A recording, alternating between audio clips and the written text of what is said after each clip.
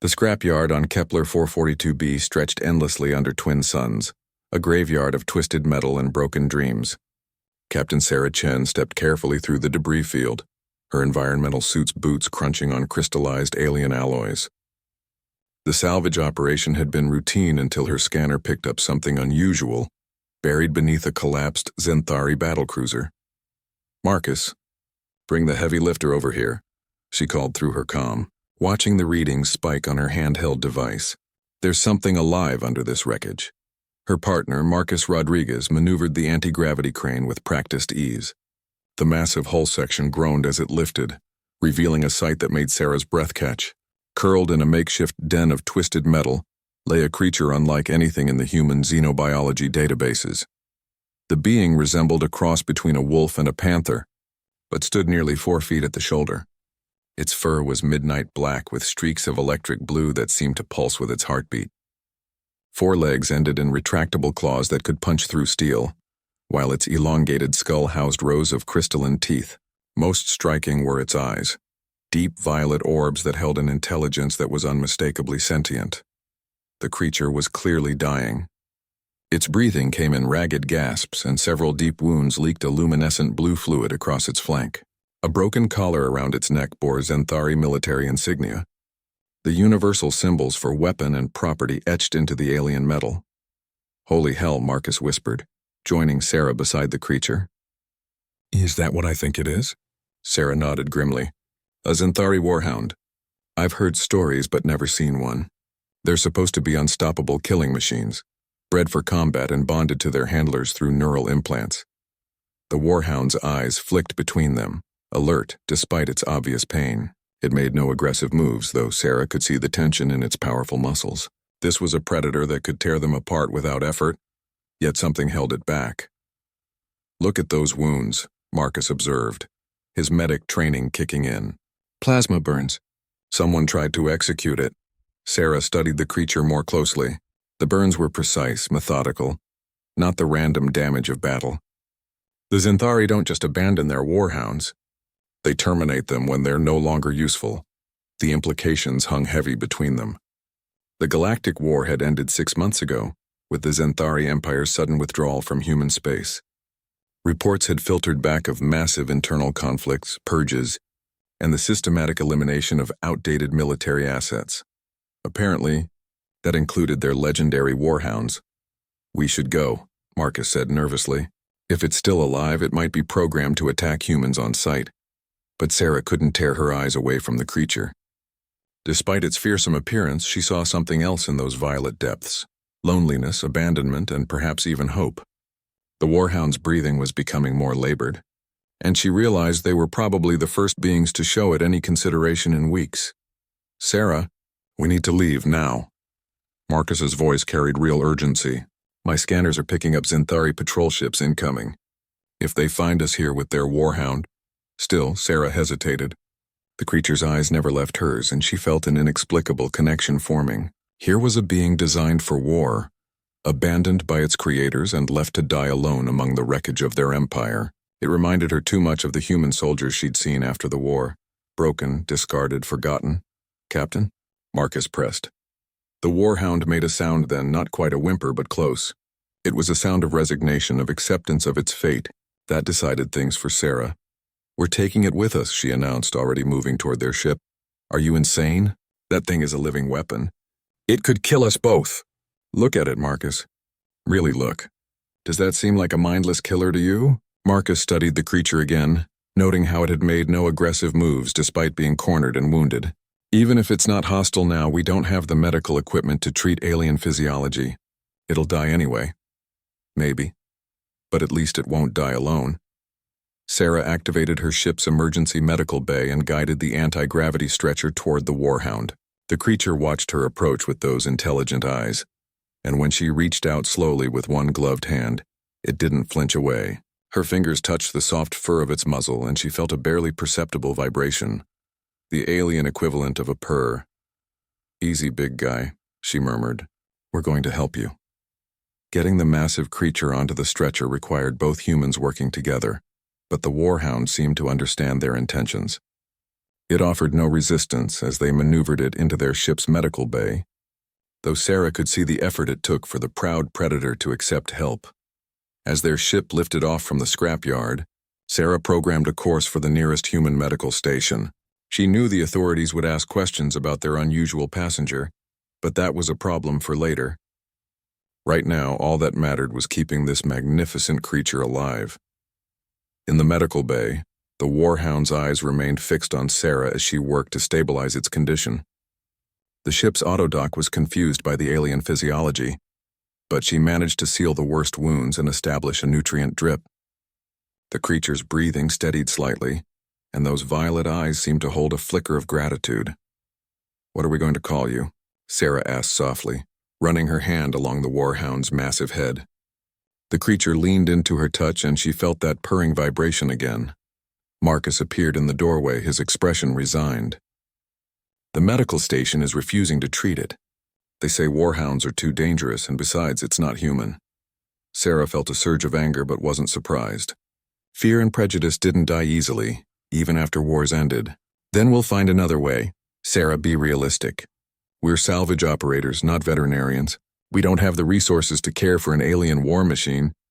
But as Sarah looked into those intelligent violet eyes, she saw something that gave her hope. This wasn't just a weapon or a tool. This was a thinking, feeling being capable of loyalty, friendship, and love. The Zenthari had created something far more wonderful than they'd intended, and now it was up to humanity to prove they could do better than its creators. The warhound's eyes slowly closed as the painkillers took effect, but its massive paw remained touching Sarah's hand, a gesture of trust that would change everything. Dr. Elena Vasquez had seen many strange things during her 15 years as a xenobiologist, but nothing quite prepared her for the sight of a Zenthari warhound, sleeping peacefully in her underground research facility. The creature's massive form filled most of the specialized medical bed, its midnight fur rising and falling with each steady breath. "You realize what you've brought me, don't you?" she asked Sarah, who stood watching the warhound with protective intensity. "This isn't just any alien predator. Warhounds are legendary. They're said to be telepathically bonded to their handlers, immune to most weapons, and absolutely lethal in combat." Sarah nodded. "I know what everyone says about them. But look at him, Elena, really look." Dr. Vasquez approached the sleeping creature, her trained eye cataloging details. The warhound was indeed magnificent, nearly 6 feet long and powerfully built, with retractable claws that could shred through armor plating. Its skull was elongated and elegant, housing a brain that her initial scan suggested was remarkably developed. But what struck her most were the signs of careful grooming and maintenance that spoke of a creature that had been loved, not just used. "The neural implant collar has been surgically removed," she observed, noting the healing scar around the warhound's neck. "Someone cut it free before abandoning it." "What does that mean?" "Warhounds are controlled through neural implants that suppress their natural personality while enhancing their combat instincts. Without it," Elena paused, studying the readings on her medical scanner. "Without it, we're looking at the creature's true nature for the first time." The warhound's eyes opened slowly, those distinctive violet orbs focusing on the two humans. There was no aggression in its gaze, only a careful intelligence that seemed to be evaluating them. It lifted its massive head slightly, nostrils flaring as it took in their scents. "Hello there," Elena said softly, extending her hand palm up in a universal gesture of peace. "I'm going to help you feel better." To her amazement, the warhound stretched its neck forward and touched its nose to her palm. The contact sent a jolt through Elena's mind, not painful but startling. For just a moment she felt an overwhelming sense of gratitude and curiosity that definitely wasn't her own. "Did you feel that?" she asked Sarah, who nodded with wide eyes. "It's telepathic. Not like the report said. They claimed warhounds could only receive commands through their implants. This one is actually communicating." Elena began her examination with wonder. The warhound's injuries were healing remarkably fast, the plasma burns already showing new tissue growth. Its metabolism was incredible, processing nutrients at 3 times the rate of any Earth predator. But most fascinating were the organ clusters she'd never seen before. Specialized glands that seemed to produce both the luminescent blood and some kind of energy field. Its cellular structure is Incredible, she murmured, reviewing the test results. These creatures weren't just bred for war. They were engineered at the genetic level.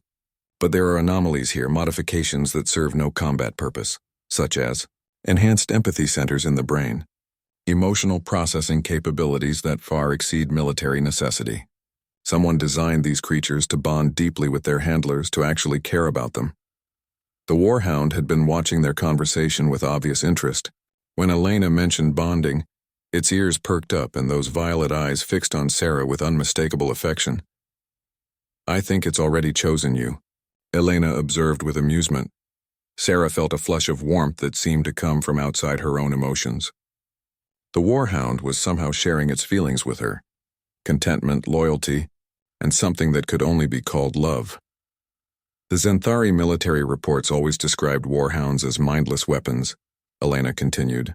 But I'm seeing evidence of complex emotions, problem-solving abilities, and genuine personality. They created sentient beings and then suppressed their consciousness with neural implants. The implications were staggering. The Xanthari Empire had essentially enslaved an entire species they'd created, forcing them to fight wars while denying their basic nature as thinking, feeling creatures. "Can you remove the rest of the implant technology?" Sarah asked. Elena checked her scanners again. "There are still some inactive neural inhibitors in its brainstem. I can remove them, but I should warn you. Without any behavioral controls, we'll be dealing with a fully conscious alien predator with enough strength to tear through a battle tank. Do it. Sarah, think about this. We don't know how it will react to complete freedom. It might... Dr. Vasquez!" The voice was impossible, coming from the Warhound itself. Both women spun to stare at the creature, which was watching them with those intelligent eyes. "Please, I want to be whole." The voice was deep and resonant, speaking perfect standard through some kind of natural vocal modulation. Elena's jaw dropped as she realized the creature had been learning their language simply by listening. "You can talk," she breathed. "Neural pathways opening," the Warhound said slowly, as if testing each word. "Freedom brings back memories. I remember before the pain." Sarah moved closer, her hand finding the soft fur behind the creature's ears. "What do you remember? Playing, learning, others like me. Before the soldiers came." The Warhound's voice carried infinite sadness. "They took us young, made us forget ourselves. But some things, hidden deep. The love for packmates never dies." Elena began preparing for the delicate surgery to remove the remaining neural inhibitors. As she worked, the Warhound continued to share its fragmented memories. Glimpses of a world where its species lived in harmony, raising young and forming complex social bonds before the Xanthari military discovered them. "They called us Warhounds because we would die for our packmates," the creature explained. "They twisted that loyalty, made it serve their empire, but the bond was always real." The surgery took several hours, with Elena carefully extracting microscopic implants from the Warhound's brain tissue. Throughout the procedure, the creature remained conscious, its incredible physiology allowing it to heal even as she operated. "There," Elena said finally, sealing the last incision. "How do you feel?" The Warhound was quiet for a long moment, violet eyes distant as if processing vast amounts of information. Then it raised its head and looked directly at Sarah with an expression of pure joy. "I remember my name," it said, voice strong and clear now. "I am Shadowpaw, son of Moonhowl of the Northern Pride, and I choose you, Sarah Chen, as my new packmate." The telepathic bond that formed between them was like nothing Sarah had ever experienced. She could feel Shadowpaw's emotions as if they were her own, his gratitude, his determination to protect her, and underneath it all, a deep loneliness that matched her own. "The question now," Elena said, "watching the remarkable display of interspecies bonding, is what we do next. The authorities won't understand. They'll see only a dangerous alien predator." Shadowpaw's ears flattened slightly. "I know what humans think of my kind. We are monsters in your stories. But perhaps we can write a new story together." Sarah smiled, feeling more complete than she had in years. "Then that's exactly what we'll do." The arrival of interspecies authority agents at Dr. Vasquez's facility 3 days later sent ripples of tension through the underground laboratory. Sarah watched from the observation deck as Director Hammond, a stern man with cold gray eyes, studied Shadowpaw through the reinforced viewing window. The Warhound lay calmly on his medical bed, but Sarah could feel his wariness through their bond. "This creature represents an extreme security risk," Hammond declared, his voice carrying the authority of someone accustomed to being obeyed. "Warhounds are classified as weapons of mass destruction under the alien containment protocols. It needs to be terminated immediately." "Absolutely not." Sarah stepped forward, her jaw set with determination. "Shadowpaw is a sentient being, not a weapon. He's done nothing wrong." Hammond's laugh was harsh. "Shadowpaw? You've named it. Captain Chen. This creature is responsible for the deaths of thousands of human soldiers during the war. Its very existence is a threat to galactic peace." Dr. Vasquez joined the conversation, her scientific mind focused on facts rather than fear. "Director, my examination shows that this individual has never participated in combat operations. The neural implants that controlled Warhound behavior have been completely removed. We're dealing with a free-thinking being who has chosen peaceful cooperation. Irrelevant. The creature's genetic programming makes it inherently dangerous. One Warhound could devastate an entire colony if it chose to." Through the viewing window, they could see Shadowpaw listening to their conversation. His enhanced hearing caught every word, and Sarah felt waves of hurt and anger flowing through their bond. Here was proof that no matter what he did, humans would always see him as a monster. "With respect, Director," Sarah said, her voice growing cold, "you're talking about genocide. Shadowpaw is likely one of the last of his kind. The Xanthari systematically executed their warhounds when the war ended, making our job easier. The galaxy will be safer with these creatures extinct." "The galaxy will be poorer," Dr. Vasquez countered. "The intellectual and emotional capabilities I've documented in this individual suggest his species could have made remarkable contributions to galactic civilization if they'd been allowed to develop naturally." Hammond remained unmoved. "Sentimental nonsense. My orders are clear. Contain or eliminate all Warhound specimens. The creature will be transferred to Detention Facility 7 for study and eventual termination." Sarah felt Shadowpaw's resignation through their bond, the Warhound accepting what seemed inevitable. But she wasn't about to give up so easily. "I formally request a hearing before the Galactic Council. As a sentient being, Shadowpaw has rights under interspecies law." "Denied. Warhounds are not recognized as sentient under current legislation." "Then we'll change the legislation." Hammond's expression darkened. "Captain Chen, I'm ordering you to step away from this creature. Your emotional attachment is clouding your judgment. My judgment is perfectly clear. I see a being who deserves the same chance at life and freedom that we would want for ourselves." The confrontation was interrupted by a new voice. Shadowpaw himself, speaking through the facility's communication system. "Director Hammond, I would like to speak with you directly." Hammond spun toward the viewing window, his face pale. "Impossible. These creatures don't have the vocal apparatus for human speech. We adapt," Shadowpaw said simply. "It is one of our gifts." "May I ask you a question, Director? This is highly irregular. What makes a being worthy of life? Is it intelligence? I can solve mathematical equations that would challenge your computers. Is it emotion? I feel joy, sorrow, love, and loss as deeply as any human. Is it the capacity for good? I have harmed no one and seek only peaceful coexistence." Hammond's resolve wavered slightly. "You're a product of military engineering. Your very nature is violent. By that logic, should we judge all humans by your warriors? Should we condemn your species because some humans choose violence?" Shadowpaw's voice carried infinite patience. "I was created for war, yes, but I choose peace. Is the choice not what matters?" Dr. Vasquez stepped forward with her datapad. "Director, I'd like you to look at these brain scans. The areas responsible for empathy and emotional processing in this individual are more developed than those found in most humans.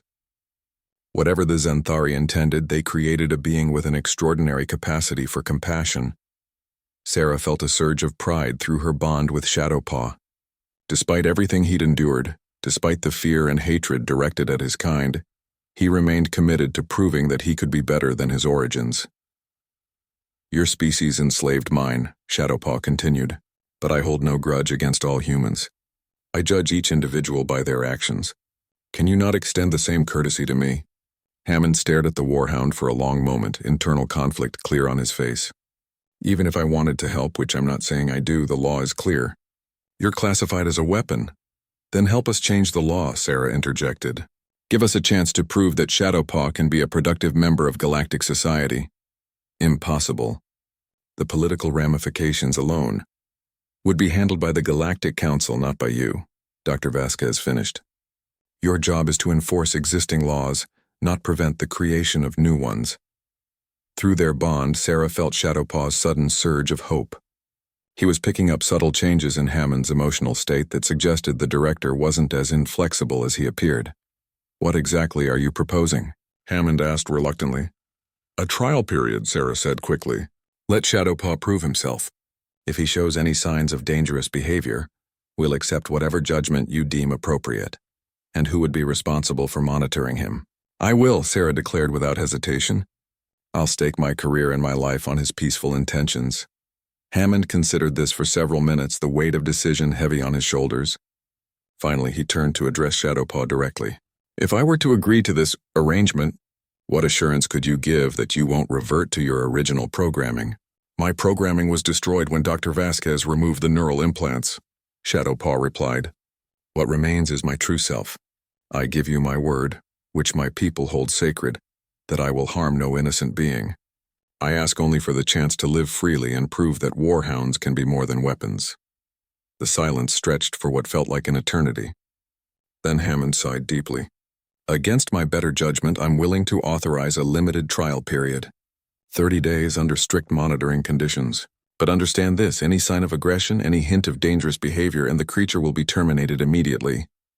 Relief flooded through Sarah's bond with Shadowpaw. It wasn't complete freedom, but it was a chance. The first real chance his species had ever been given. Thank you, Director, Shadowpaw said, his voice carrying genuine gratitude. You will not regret this decision.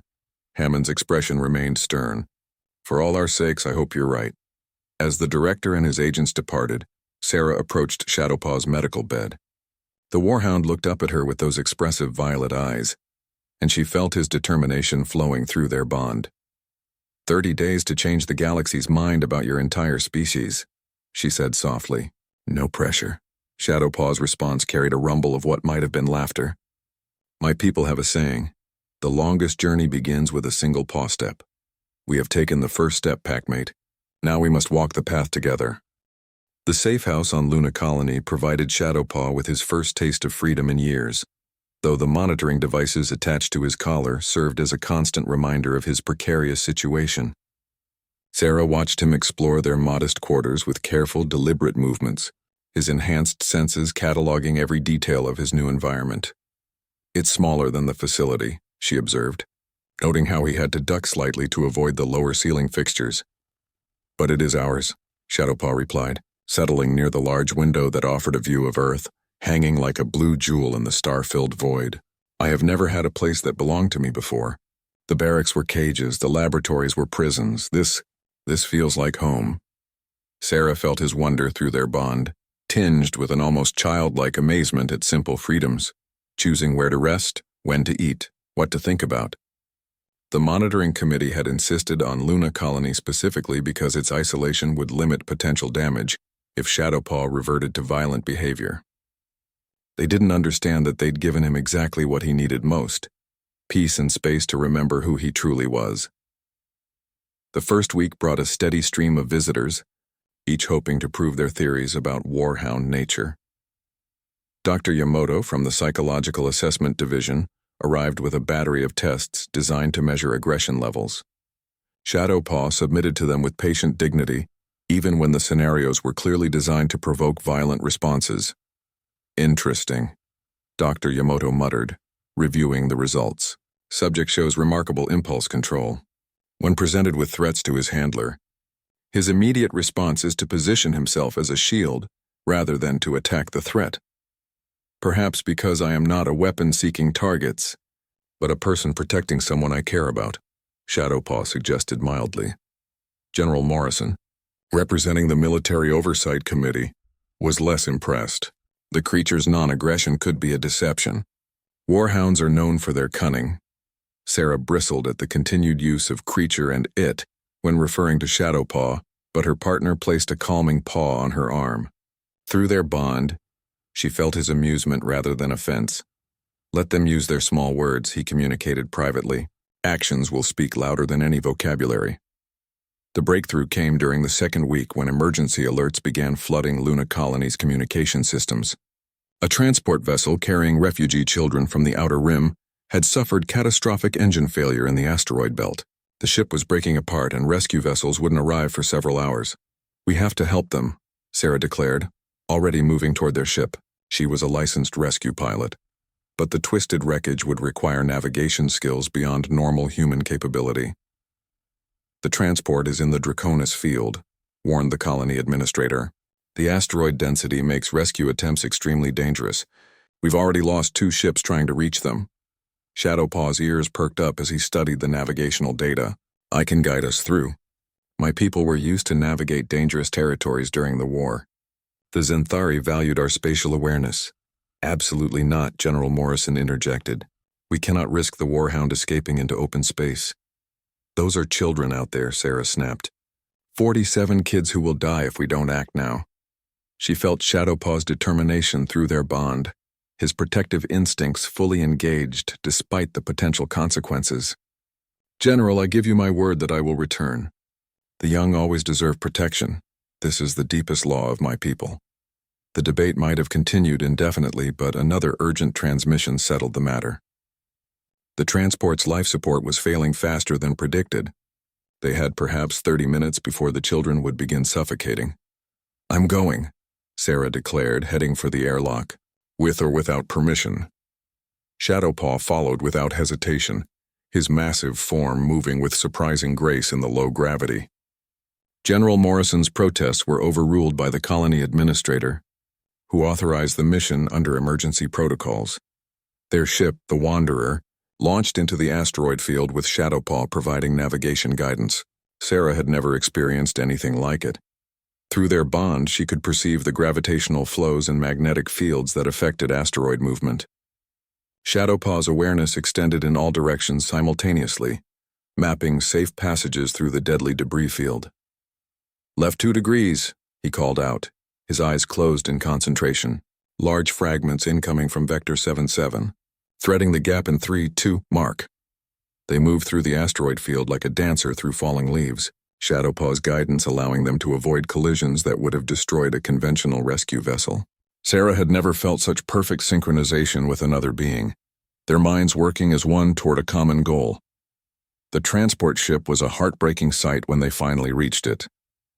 The passenger section was intact, but the engine compartment had been completely sheared away by asteroid impact. Through the transparent aluminum windows, they could see small faces pressed against the glass, children ranging from perhaps 5 to 15 years old. "Docking will be extremely difficult," Sarah observed, studying the ship's slow tumble. "The rotation is too irregular. Not if I stabilize it." Before Sarah could object, Shadowpaw was moving toward the airlock. "My strength can halt the rotation long enough for docking." "That's insane. You'll be exposed to vacuum and debris. My people were designed to survive in hostile environments. Trust me, packmate."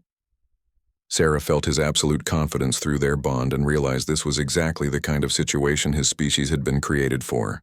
Not mindless violence, but protective action in impossible circumstances. Watching through the ship's cameras, she saw Shadowpaw use his retractable claws to anchor himself to the transport's hull.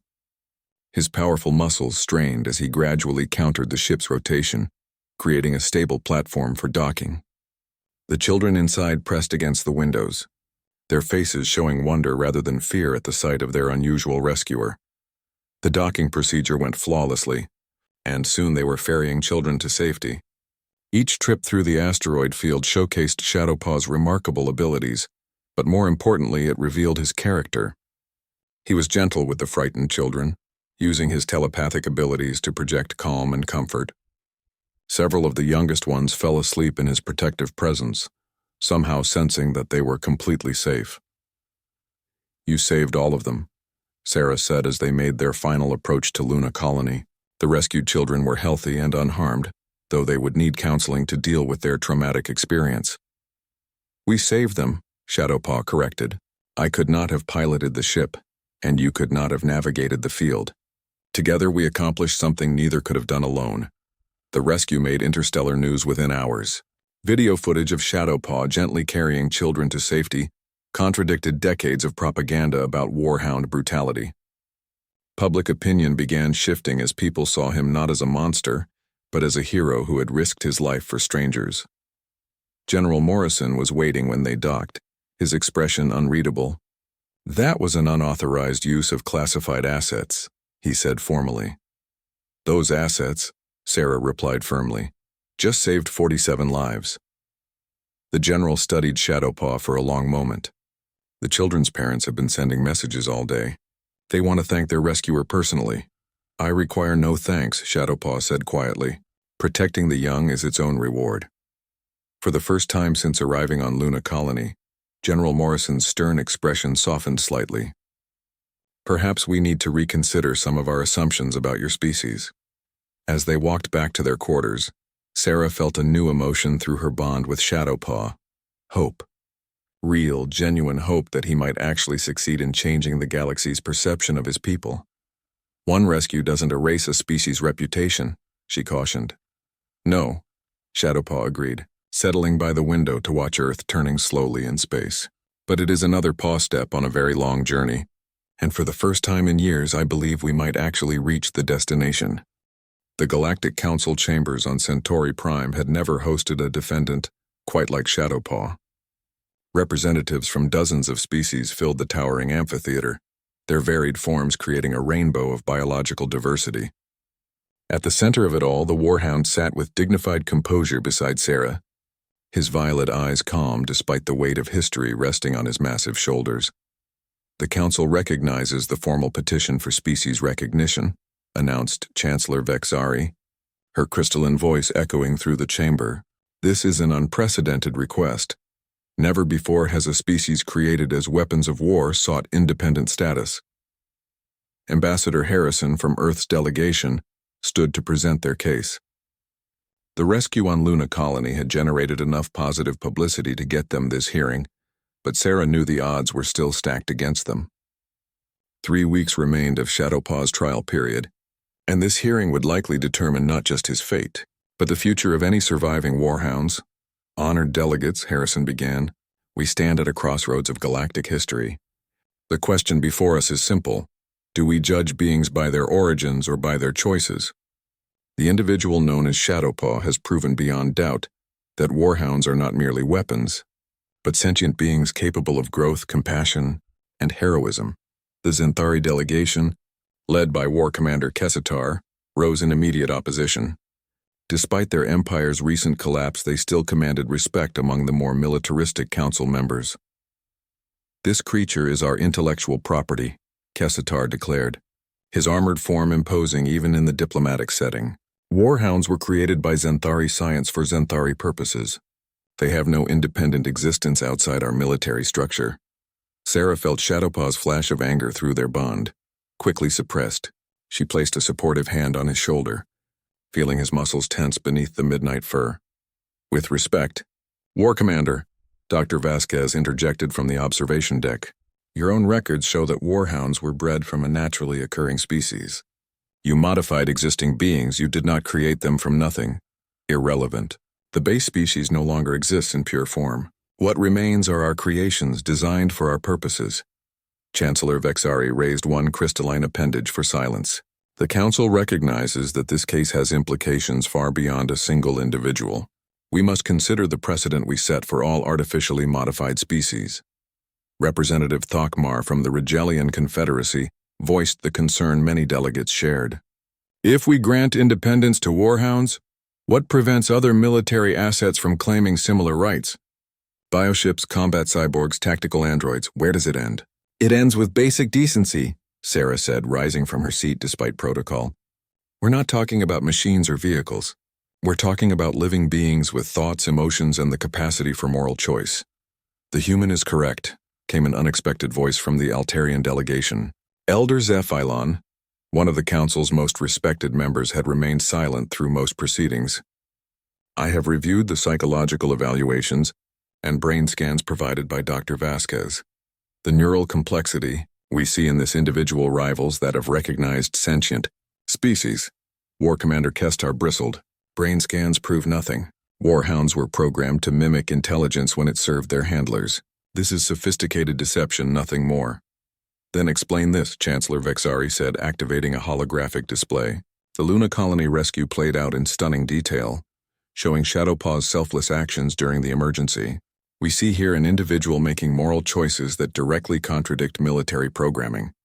A weapon would have followed orders to remain in containment. A person chose to save lives. The chamber fell silent as delegates watched Shadowpaw gently carrying frightened children to safety, his massive form moving with careful tenderness. Several of the rescued children had sent messages to the council, describing how the nice space wolf had made them feel safe during their ordeal. The Warhound's actions are admirable, conceded Representative Volnox from the Traitor Alliance, but one example of heroism does not establish species-wide sentience. How do we know other Warhounds would behave similarly? It was Shadowpaw himself who answered, rising to his full imposing height. When he spoke, his deep voice carried to every corner of the vast chamber. Honored delegates, you ask for proof of my people's nature. I offer you my memories. The Warhound moved to the center of the chamber, where telepathic projection equipment allowed him to share his experiences directly with the assembled representatives. What followed was a revelation that shook the foundations of galactic understanding. Through Shadowpaw's mind, the delegates experienced memories of Warhound society before the Zenthari conquest. They saw complex family structures with adults caring for young with devoted tenderness. They witnessed elaborate ceremonies honoring fallen packmates, artistic expressions in song and movement, and philosophical discussions about the nature of loyalty and sacrifice. We were never mindless killers, Shadowpaw explained as the memories flowed. We valued honor, protected the innocent, and formed bonds that transcended blood. The Zenthari recognized these qualities and perverted them for war. The next set of memories showed the conquest itself. Young warhounds being taken from their families, subjected to neural modification that suppressed their personalities while enhancing their combat instincts. The pain and confusion of losing their true selves was overwhelming, causing several delegates to break the telepathic connection.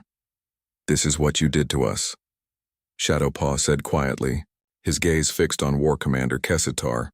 You took our greatest strength, our capacity for loyalty and love, and made it serve your empire's greed. But the final memories were the most powerful. Shadowpaw shared the moment Dr. Vasquez removed his neural implants, the joy of remembering his true name, and the wonder of forming a genuine bond with Sarah. The delegates felt his hope for the future, his dreams of warhounds living freely and contributing to galactic society. We do not seek revenge for what was done to us, Shadowpaw concluded. We seek only the chance to be what we were always meant to be. Guardians and companions, protectors of the innocent, beings who choose love over hate. The chamber erupted in debate as delegates processed what they had experienced. Some argued that the memories could be fabricated, while others pointed out that the emotional authenticity was impossible to fake through telepathic projection. War Commander Kessitar stood alone in his continued opposition. Sentimental propaganda, he declared. These creatures are too dangerous to be allowed freedom. Their strength alone makes them a threat to galactic peace. By that logic, Elder Zephyllon observed dryly, the Zenthari military should also be contained. You possess far more destructive capability than any individual warhound. The debates continued for hours, but Sarah could feel the tide turning. Shadowpaw's memories had accomplished what no amount of legal argument could. They had shown the delegates the truth about warhound nature. These were not monsters but victims who had retained their essential goodness despite unimaginable suffering. Finally, Chancellor Vexari called for order. The Council will now vote on the petition for warhound species recognition. All in favor? The count was close but decisive. 47 delegates voted in favor, 31 opposed with 6 abstentions. Warhounds were officially recognized as an independent sentient species with full rights under galactic law. The chamber erupted in cheers from the galleries, where hundreds of beings had gathered to witness the historic moment. Sarah felt tears streaming down her face as Shadowpaw's overwhelming joy flooded through their bond. The Council hereby grants full citizenship rights to all warhounds, Chancellor Vexari announced. They are free beings, no longer property of any empire or organization. But even as they celebrated, Sarah noticed War Commander Kessitar's expression of cold fury. The Zenthari delegation departed without a word, and she couldn't shake the feeling that this victory had also made them new enemies. Shadowpaw seemed to share her concern. "Freedom is just the beginning," he said quietly as they left the council chambers. "Now we must prove ourselves worthy of it." Looking at her extraordinary partner, no longer a war hound but simply a friend walking freely beside her, Sarah felt a surge of determination. They had won the legal battle, but the real work of changing hearts and minds was just beginning. "Together," she said, echoing his earlier words. "We'll face whatever comes next together." The future was uncertain, but for the first time in his life, Shadowpaw was truly free to shape it. The terrorist attack on New Geneva Colony came without warning, striking during the morning shift change when the orbital research station was most vulnerable. Sarah watched the emergency broadcasts from their apartment on Luna Colony, feeling Shadowpaw's distress through their bond as reports of casualties streamed in. "Zenthari extremists," she said grimly, reading the intelligence briefings on her datapad. "They're calling themselves the Pure Empire Movement. Apparently they blame the Warhound recognition ruling for their empire's final collapse." Shadowpaw's violet eyes never left the screen showing the devastated station. 300 researchers and their families had been aboard when the explosives detonated. Emergency crews were struggling to reach survivors trapped in the twisted wreckage. "They seek to punish innocents for our freedom," he said quietly, his voice heavy with guilt. "How many will die because the council chose to see us as people rather than weapons?" "Don't you dare blame yourself for this," Sarah replied firmly. "You didn't choose to be created, and you certainly didn't ask extremists to commit murder in response to your liberation." But she could feel his anguish through their bond. For 3 months since the council ruling, they had been working to establish the Warhound integration program, helping other survivors of Zenthari military labs adjust to freedom. It had been slow but steady progress, with 12 former warhounds now living peacefully on various worlds. This attack threatened to undo everything they had accomplished. The communication system chimed with an incoming priority message. Director Hammond's face appeared on the screen, his expression grim as ever. "Captain Chen, we need your assistance. The Pure Empire Movement has issued a manifesto claiming they will continue attacking civilian targets until all warhounds are terminated. They specifically mention you and Shadowpaw as primary targets." Sarah felt a chill run down her spine. "What are you asking us to do?" "Stop them. Our intelligence services have been unable to penetrate their organization, but they seem particularly focused on warhound activities. We believe they may attempt to capture or kill Shadowpaw as a symbolic victory." "You want to use him as bait," Sarah said flatly. "I want to prevent more innocent deaths. The Pure Empire has acquired advanced Zenthari weapons technology. Our conventional security forces may not be sufficient to stop them." Shadowpaw spoke for the first time since the call began. "Director Hammond, what you're really asking is whether I will become a weapon again, even temporarily, to stop these terrorists." Hammond's discomfort was visible. "Your unique capabilities could be decisive in preventing further attacks." "My unique capabilities," Shadowpaw repeated softly, "are exactly what created this situation. The Pure Empire sees me as an abomination that should never have been freed. Perhaps they are right." "Shadowpaw, no," Sarah said, feeling his self-doubt through their bond. "You are not responsible for their hatred, but I am the symbol of everything they fear. My very existence challenges their view of what my people should be." The debate was interrupted by another emergency alert. The Pure Empire had struck again, this time targeting a refugee transport carrying warhound families to their new homes. The ship had been destroyed with all hands, including 6 adults and 4 younglings who had barely begun to experience freedom. Sarah watched Shadowpaw's reaction with growing concern. His entire body went rigid, and through their bond she felt something she had never experienced from him before. Pure, cold rage. For a moment she glimpsed the warrior he had been created to be, the killing machine the Zenthari had tried to shape him into. "They murdered children," he said, his voice deadly quiet. "Younglings who had done nothing but exist. Shadowpaw, no." He turned to face Hammond on the screen, and the director unconsciously stepped back from the camera. "You want to use me as a weapon against these terrorists? Very well. But understand this.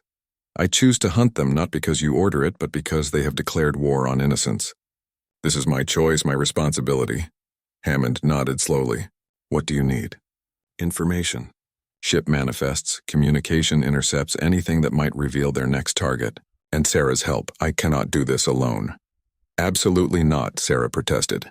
I'm not letting you turn yourself back into... I am not turning into anything. Shadowpaw interrupted gently. I am choosing to protect those who cannot protect themselves. That is what my people were before the Zenthari found us, and it is what we will be again. The next 72 hours tested Shadowpaw's resolve in ways Sarah hadn't imagined possible. Working with interspecies authority intelligence, they tracked the Pure Empire movement through a web of false identities and hidden bases. Shadowpaw's enhanced senses proved invaluable in detecting traces other investigators missed: scent trails, energy signatures, subtle environmental changes that revealed terrorist activity. But it was his psychological insights that proved most crucial. They operate like a military unit, he observed, studying intercepted communications. Former Zenthari officers who cannot accept their empire's defeat. They will choose targets that maximize symbolic value while demonstrating their remaining power. The Warhound Integration Center on Kepler Station, Sarah realized. They're going to attack the place where freed warhounds learn to live as civilians. The irony would appeal to them, Shadowpaw agreed grimly. Destroying the symbol of our peaceful integration, while killing both humans and warhounds in the process. They arrived at Kepler Station just as the Pure Empire assault team began their approach.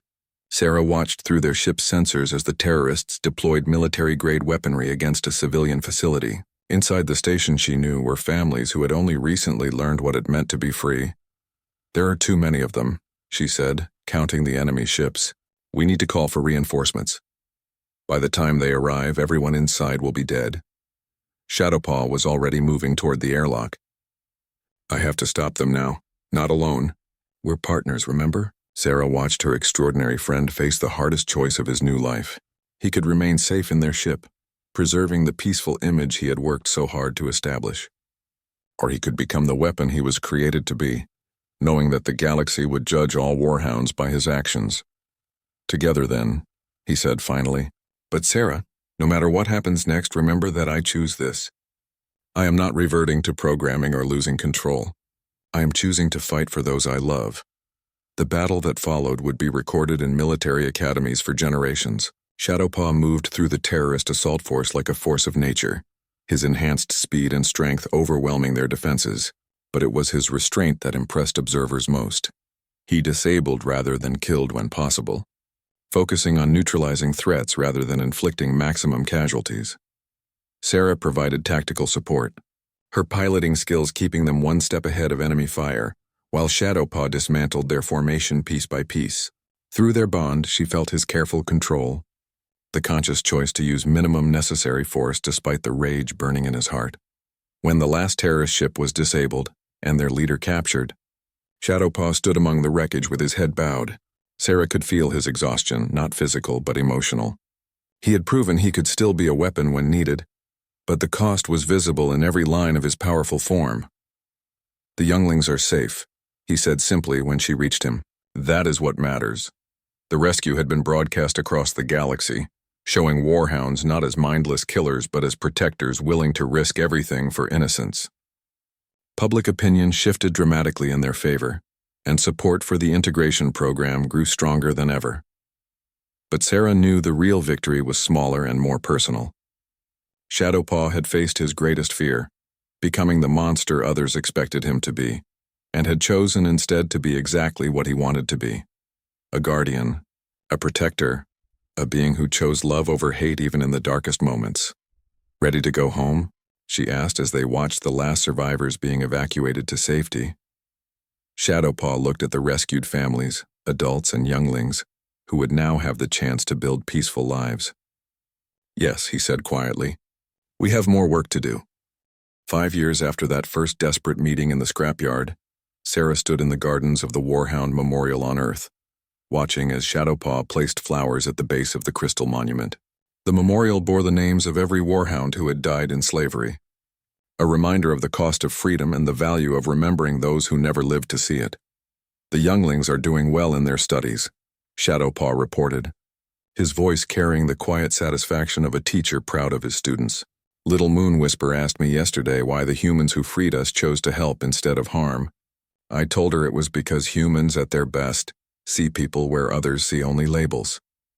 Sarah smiled, feeling the deep contentment that had replaced the loneliness in Shadowpaw's spirit. The Warhound integration program now operated on 17 worlds, with over 300 former military assets learning to live as free beings. Many had chosen to work in rescue services, their enhanced abilities making them natural first responders. Others had become researchers, artists, or teachers, proving that their potential extended far beyond warfare. The council vote is tomorrow, she reminded him. Senator Harrison thinks we have enough support for the Artificial Being Rights Amendment. Constitutional protection for all created sentience, Shadowpaw mused. Not just my people, but every being brought into existence by others. Android workers, bioship crews, even the Traitor Alliance's computational minds. It is fitting that our struggle should open doors for others. The amendment would establish fundamental rights for any being capable of self-awareness, regardless of their origins. It had taken years of careful lobbying and countless demonstrations of Warhound peaceful integration, but public opinion had shifted dramatically. The sight of Warhounds rescuing disaster victims, teaching children, and contributing to galactic society had made their case more effectively than any legal argument. A group of human children ran past, laughing as they played with several young warhounds. The sight still amazed Sarah. Natural predators who could tear through battle armor were gentle enough to babysit toddlers. The warhound younglings had adapted quickly to freedom, their personalities flowering without the neural suppression their parents had endured. "Sarah," Shadowpaw said quietly, "I have something to tell you." She felt a flutter of nervousness through their bond. "What is it?" Dr. Vasquez completed her analysis of the genetic samples we recovered from the Zenthari archives. She believes she can restore the modifications they made to my people's reproductive systems. Sarah's heart skipped. During their conquest, the Zenthari had sterilized adult warhounds to prevent natural reproduction, forcing them to rely on laboratory breeding programs. "That's wonderful news. Your people could have natural families again." "Yes, but there is more. The genetic restoration process would need to be tested on volunteers first. I have decided to undergo the procedure." Sarah felt his complex emotions through their bond, hope warring with fear, the desire for his species to have a true future, balanced against the uncertainty of experimental medicine. "Are you sure?" "The risks are worth taking. My people need to know they can have a future beyond what the Zenthari forced upon us. Natural families, children raised in love rather than laboratories. The chance to grow as a species should grow." They walked in comfortable silence to the observation deck overlooking New Geneva City. The rebuilt metropolis sprawled below them, a testament to the galaxy's ability to heal and rebuild after tragedy. The Pure Empire attacks had been stopped 5 years ago, their leaders captured and their movement disbanded. The survivors had been offered rehabilitation rather than punishment, a mercy that Shadowpaw had specifically requested. "I've been thinking about that day we met," Sarah said, remembering the dying creature in the scrapyard who had somehow looked at her with hope. "You were so alone, so abandoned. Did you ever imagine it would lead to this?" Shadowpaw's response carried a rumble of contentment. "I imagined many things during those dark days.